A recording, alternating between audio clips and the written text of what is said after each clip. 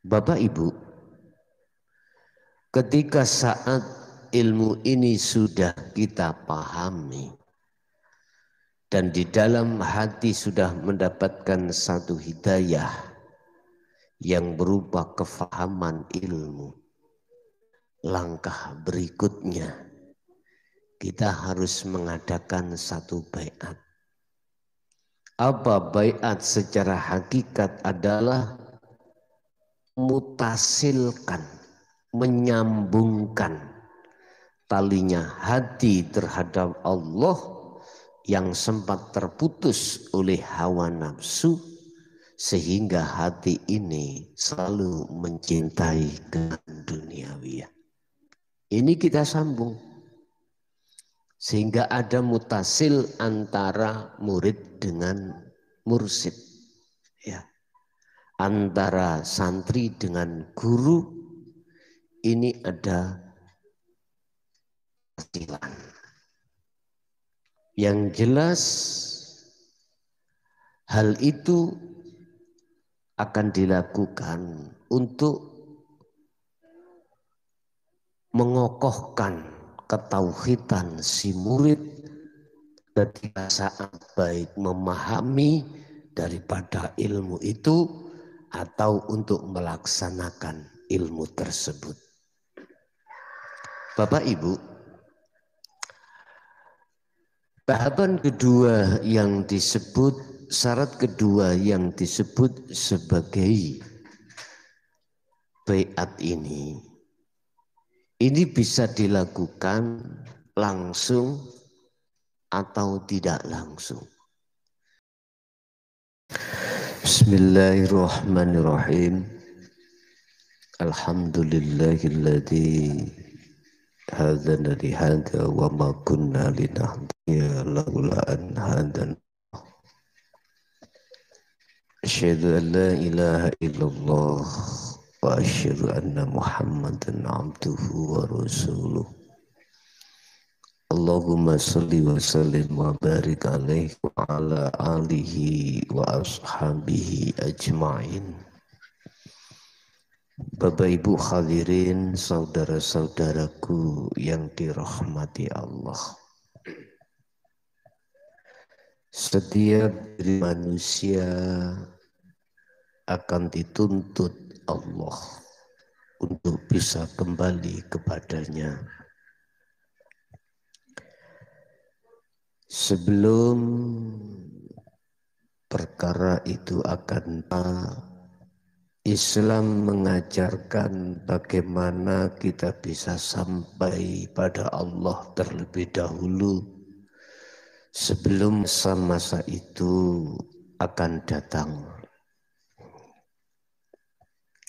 Ada beberapa syarat yang dilakukan oleh si salik sebelum melakukan tindakan uzlah atau zuhud atau munajat. Bagi seseorang ada beberapa syarat tatkala ingin melakukan artinya perjalanan suci, perjalanan untuk menuju dan bertemu Allah. Apa syarat-syarat yang harus kita penuhi sebelum kita melaksanakan satu perjalanan panjang?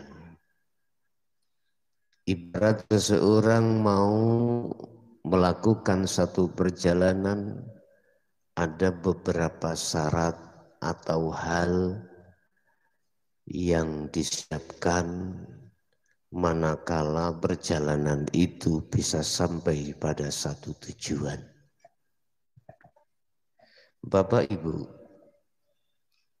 di dalam Islam ada istilah uzlah atau zuhud atau khalwat,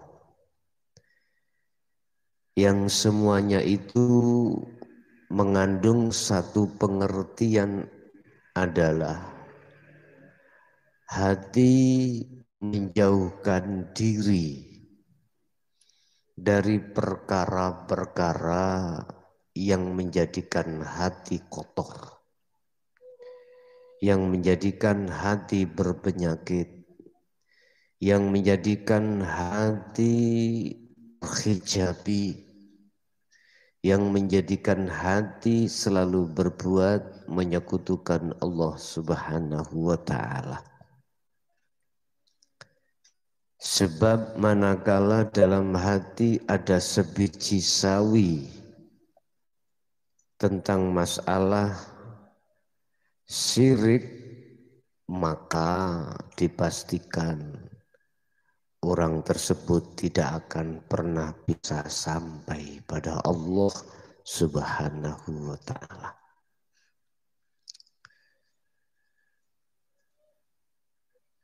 Di samping uzlah itu untuk membersihkan kotoran-kotoran hati dengan bentuk hati menjauhi dari kesenangan-kesenangan selain Allah.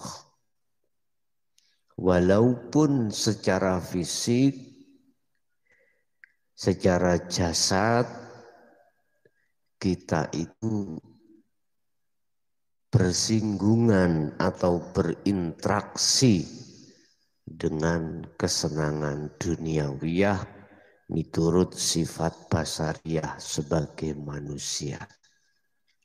Sebab manusia itu dihadapkan kebutuhan tiga hal: sandang, pangan, papan. Dan ini sesuai dengan sifat basariyah ketika saat di dunia untuk memenuhi kebutuhan jasmani. Jadi uzlah itu adalah hati meninggalkan perkara-perkara yang menjadi kotoran hati, yaitu kesenangan duniawiyah. Walaupun secara jasad kita berinteraksi terhadapnya. Satu sisi hati wa yu'min billah ani'budullaha, hati harus menemui hidup atau Allah yang menguasai atas segala hal di depan tadi. Ini makna daripada uzlah. Di dalam uzlah itu ada dua kahanan atau dua tempat. Sesuai dengan apa yang difirmankan Allah langsung terhadap Muhammad di dalam surat Al-Insan ayat 25-26. Wadhkur isma rabbika bukratan wa asila wa minal laili fasjud lahu fasabbihu. Baik dikala waktu pagi sampai petang, sore dan malam selalu harus melakukan tindakan uzlah atau zuhud. Ini pengertian daripada zuhud atau uzlah atau khalwat. Lah, sekarang apa persyaratan yang harus kita siapkan sebelum kita melakukan hal itu dalam rangka untuk bisa kembali kepada Allah sebelum hari di mana kepastian itu datang, yaitu yaumul maut. Bapak Ibu, pertama yang harus kita siapkan sebelum kita melakukan tindakan uzlah adalah ilmu. Ilmu yang kami maksud adalah ajaran-ajaran tentang ilmu hakikat untuk menuju ma'rifat Allah. Di dalam ilmu ini akan membahas tentang masalah pondasi daripada hakikat dan pengembangan daripada hakikat. Pondasi daripada ilmu tasawuf atau ilmu hakikat atau ilmu tauhid adalah tentang masalah rukun Islam, rukun iman, dan sifat-sifat jasnya Allah. Ini sebagai modal dan ini sebagai dasar atau pondasi.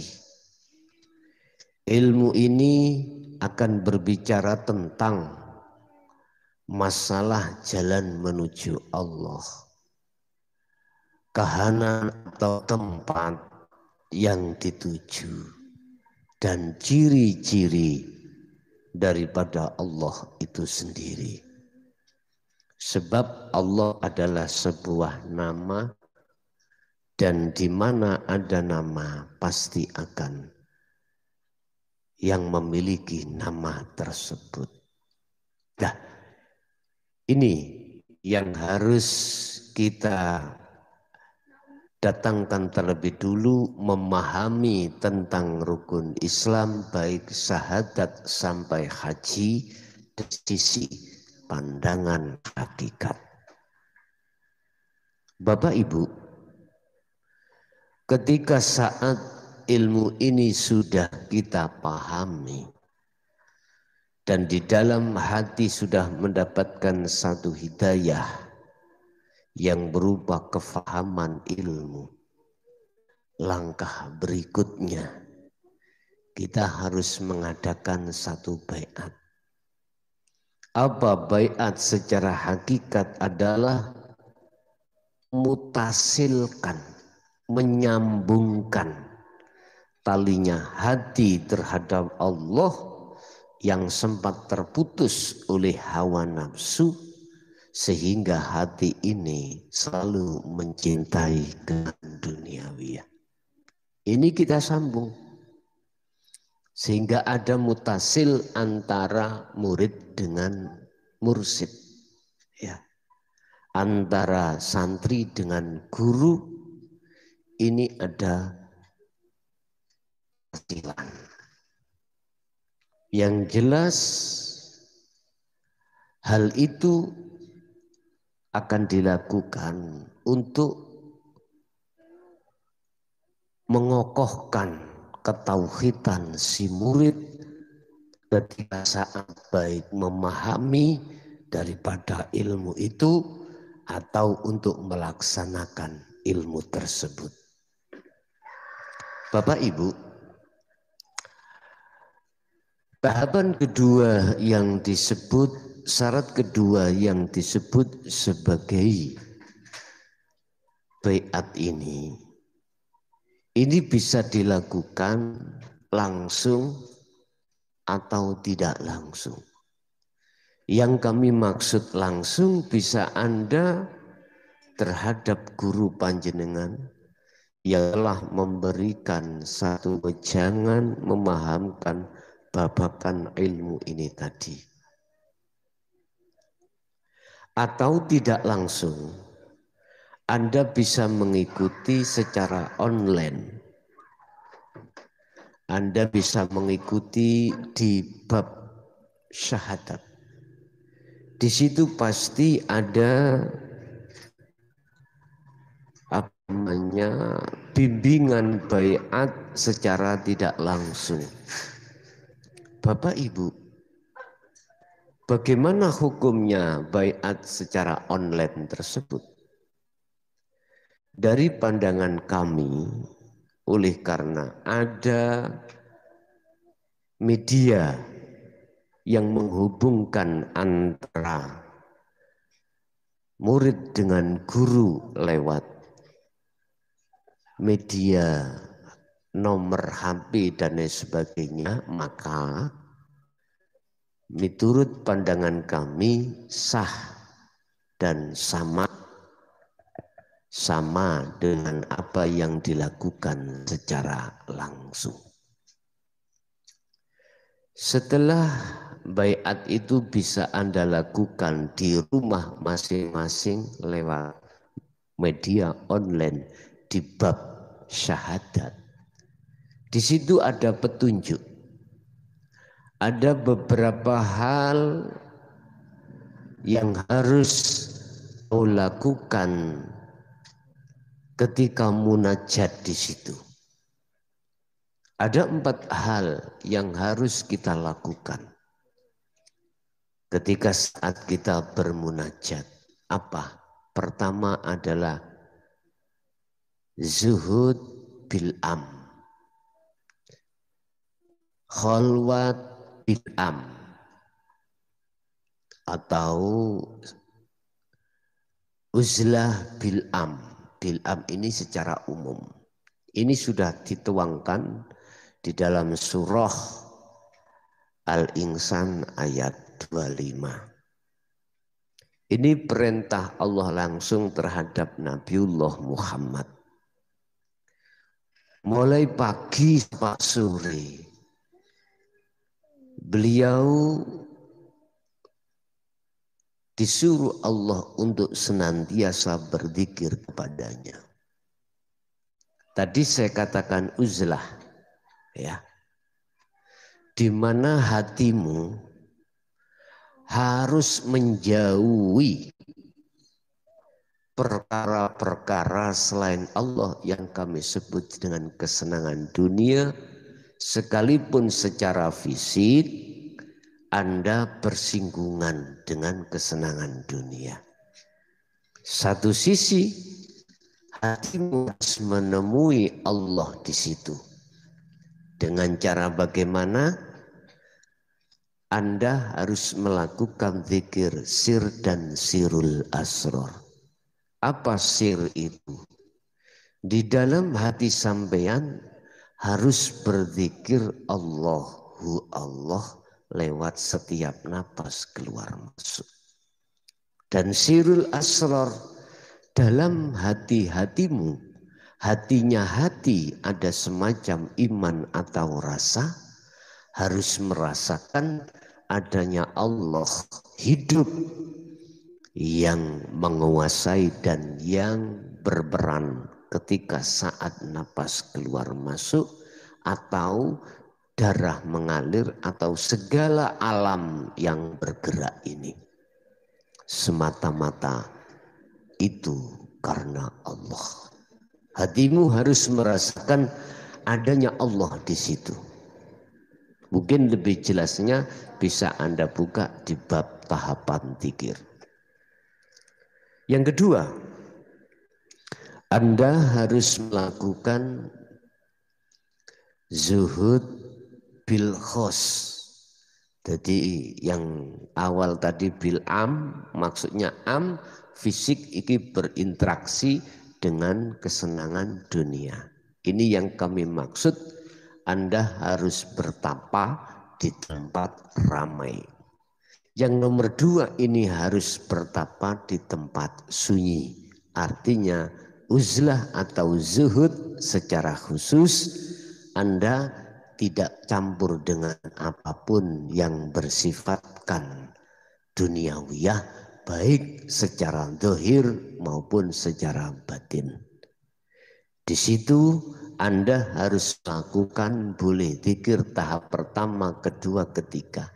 Inilah yang kami sebut sebagai perjalanan hatimu menuju pada Allah Subhanahu wa ta'ala.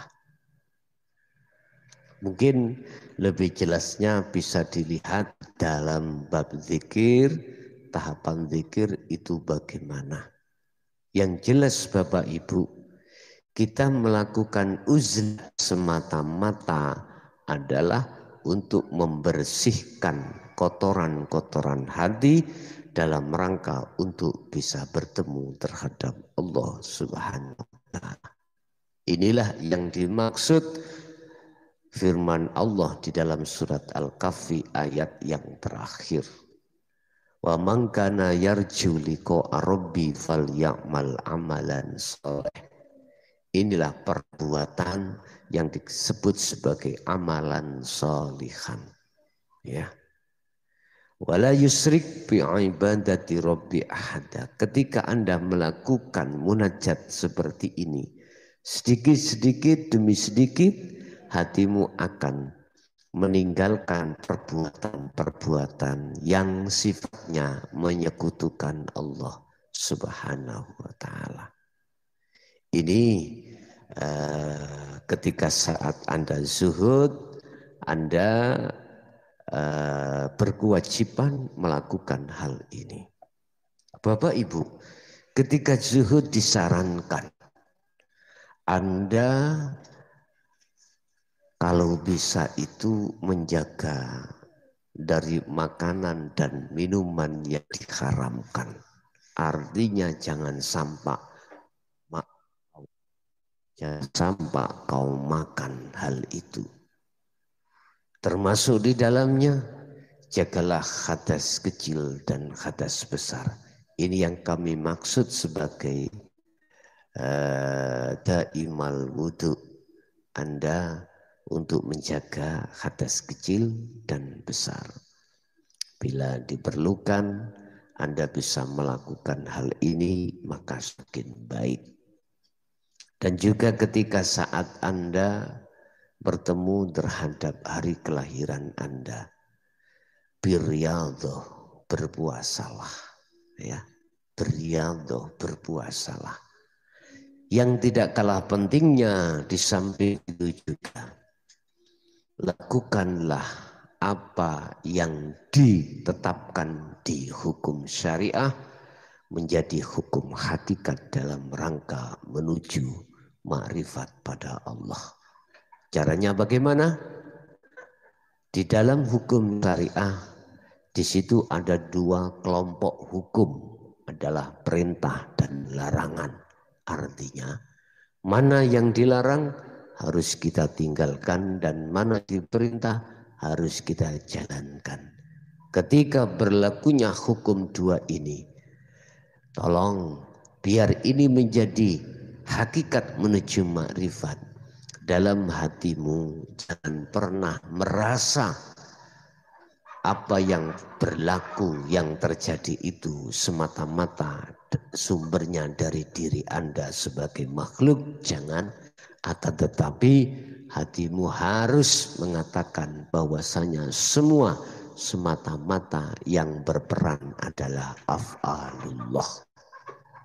Bapak Ibu, dengan cara begini, sedikit demi sedikit kotoran dalam hatimu akan hilang.